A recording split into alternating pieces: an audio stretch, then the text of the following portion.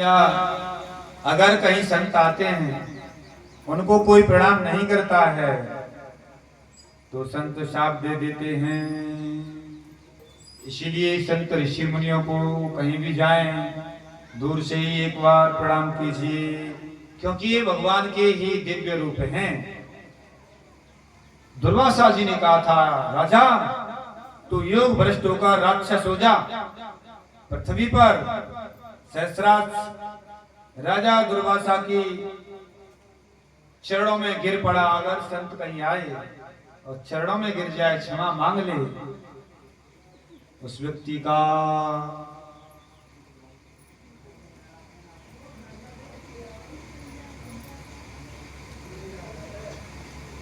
स्तुति की, संत का हृदय पिघला। अगर कोई चरण पकड़ ले तो संत दया कर देते हैं, अरे कैसे भी तो सही, मेरी शरण में आया तो सही। तब बोले दुर्वासा जी, राजन ठीक है, कोई बात नहीं, आप ऐसा करो तब भगवान की कृपा मिलेगी और आप मुक्त हो जाओगे। उसी कारण से यहाँ पर संतों ने जब जब साप दिया तब तक माता जी भगवान मिले।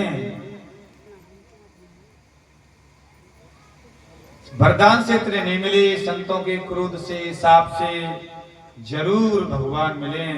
अब देखो, उसको भी साप था दुर्वासा जी, और यहां से भगवान की प्राप्ति हो गई। इधर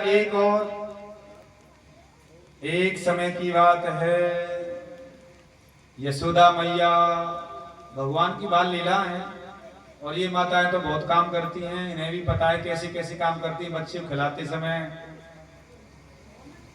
खिलाते समय कहाँ कहाँ बच्चे को बैठालती हैं, कैसे कैसे हैं। तब जाके तो ये एक घंटे बाद निकलती हैं, ये जल्दी आ जाए तो काहे को।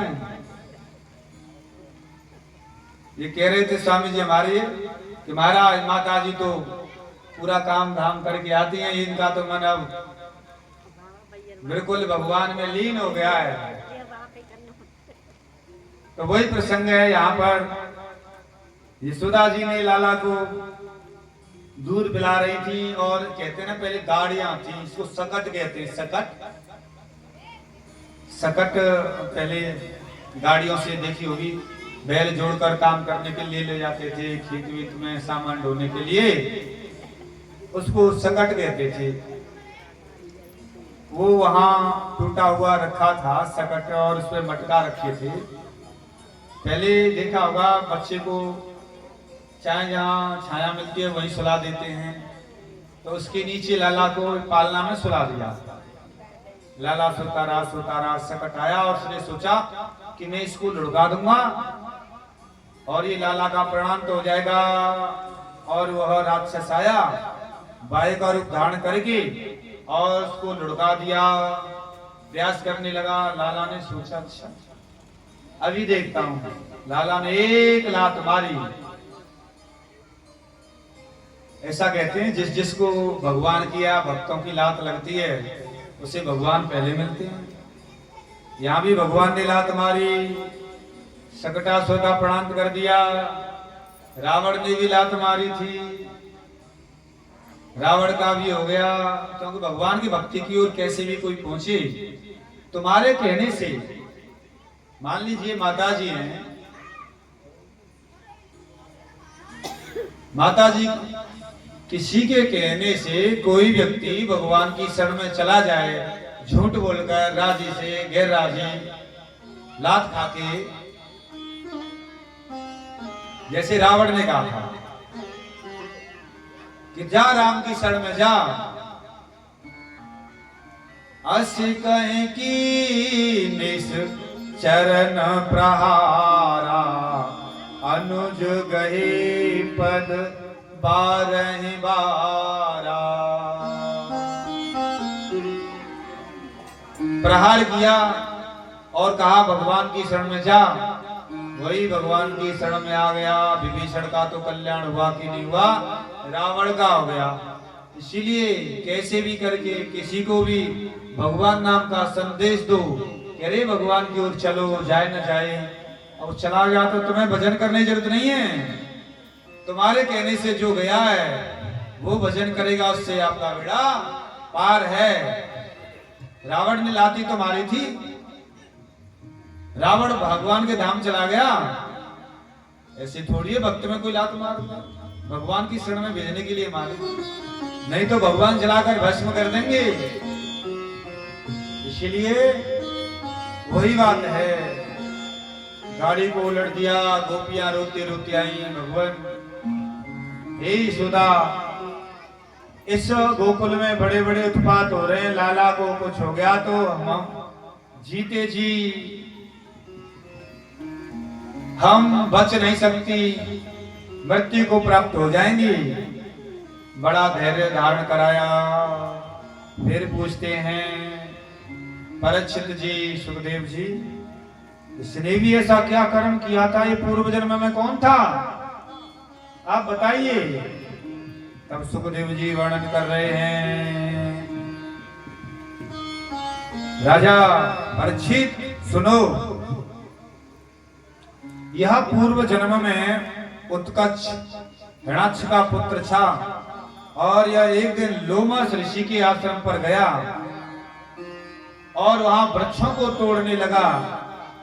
इसने बहुत से वृक्षों को तोड़ दिया। ऋषि को गुस्सा आई, हे मूर्ख, तूने इस आश्रम के वृक्षों को तोड़ा है, जा देह रहित हो जा, ऐसा शाप दिया।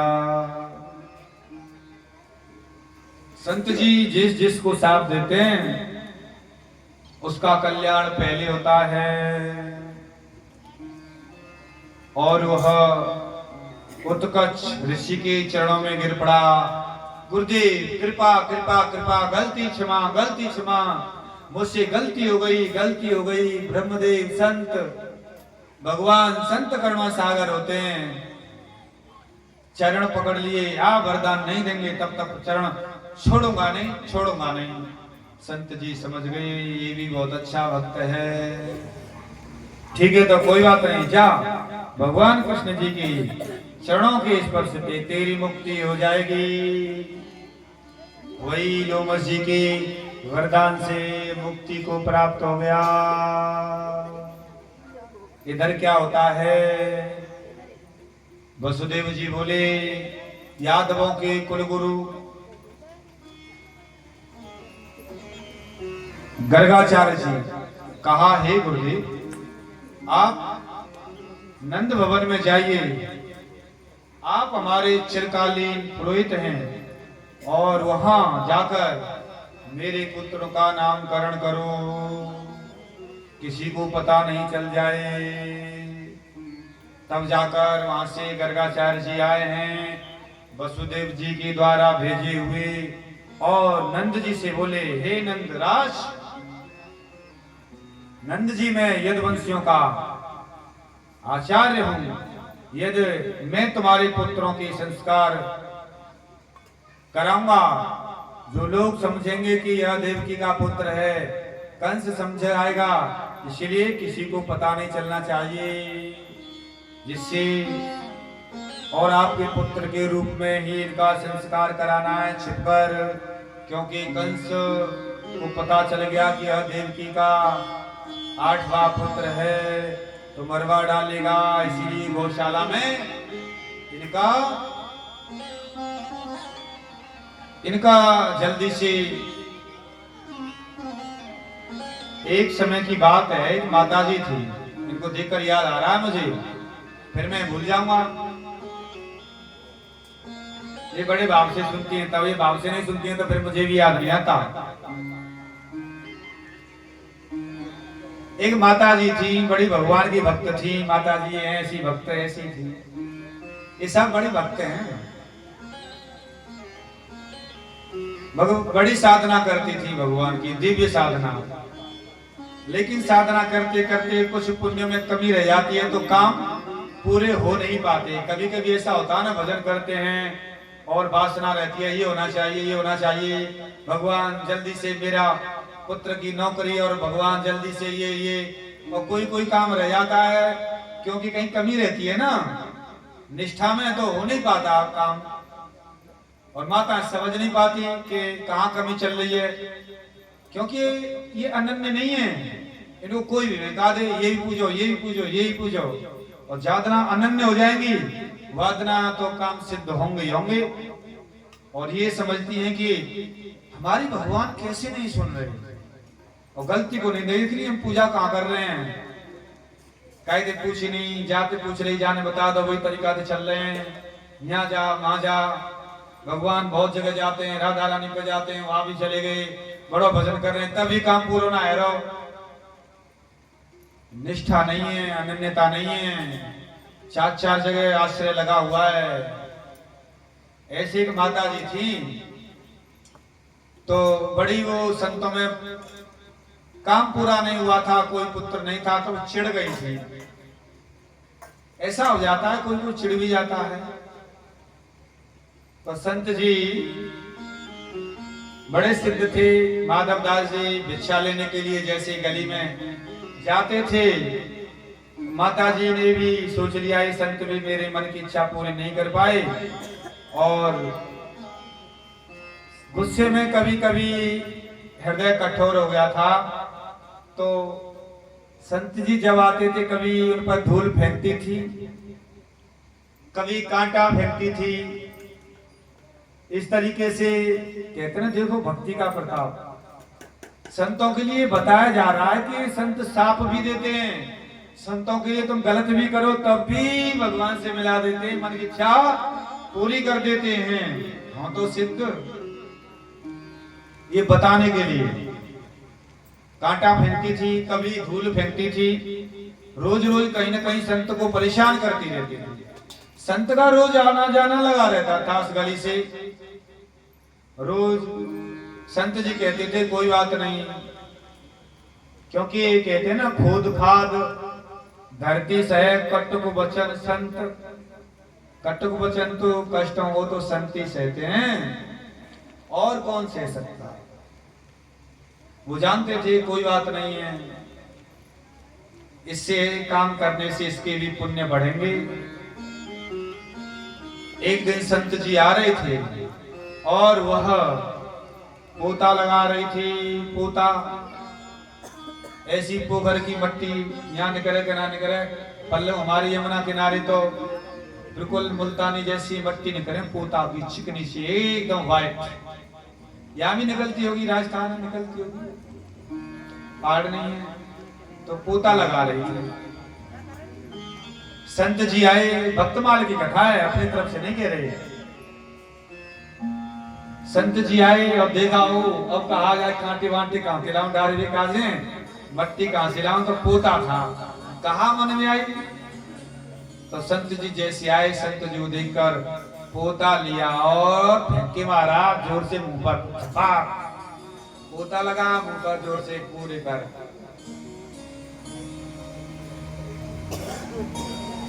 संत जी ने पोता लिया और अपना मुंह पूछा, ले जाकर उसको धोया और घी की बत्ती जैसे जलाते थे उसके पुण्य बढ़ते रहे। एक दिन संत जी जिस समय पोता मुंह पे पहुंच रहे थे, फेंका था, तो संत जी ने कहा, देख संतों का प्रताप माता, तूने गुस्से में पोता फेंका है, लेकिन देख संतों की तपस्या का प्रताप। तो संत क्या कह रहे हैं, संत माधव दास भी बदला इसी का देगा।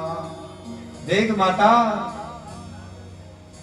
तूने मुझे पोता फेंक के मारा है ना, मैं इसी का बदला दूंगा।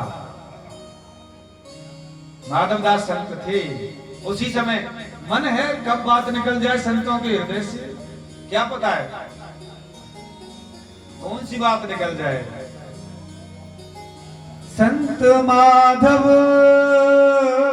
दास भी बदला इसी का देगा,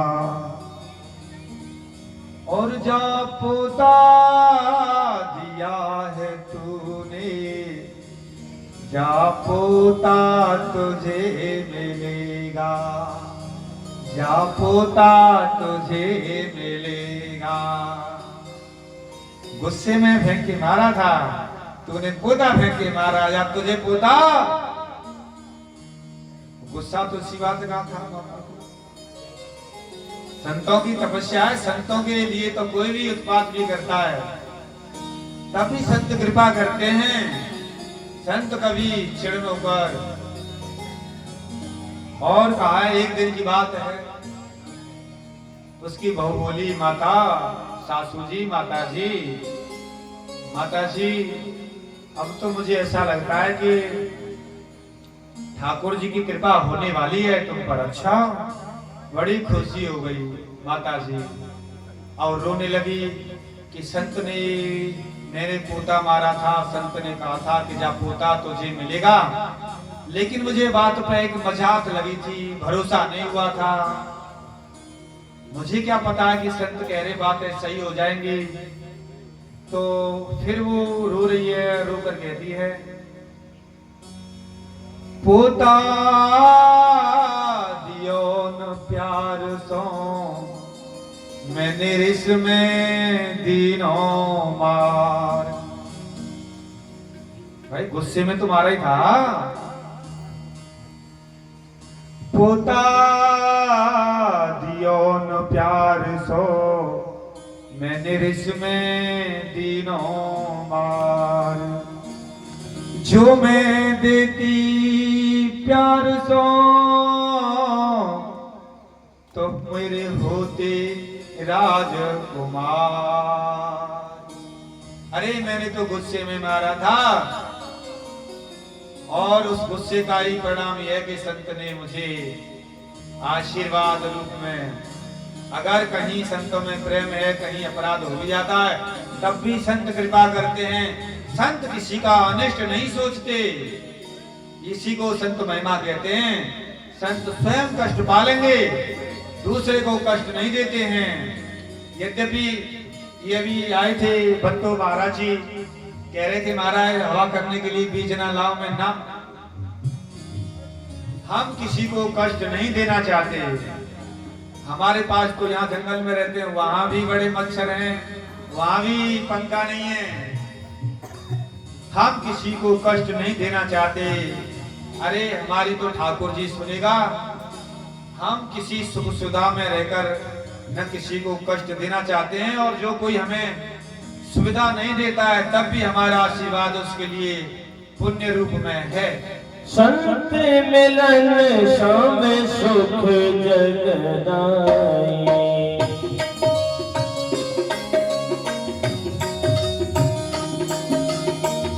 संत मिलन शाम सुख जगदाई, नहीं दरिद्र शाम दुख जग माही।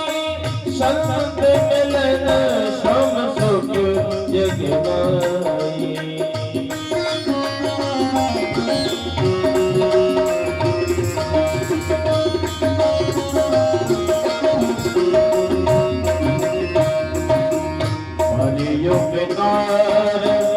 बचन मन काया, बचन मन काया, संत सहेज सुभाव गिराया।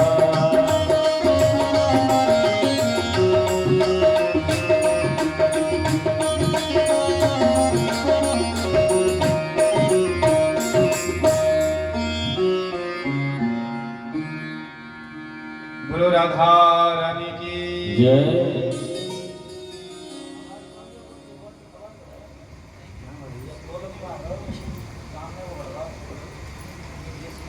वही गर्गाचार्य जी ने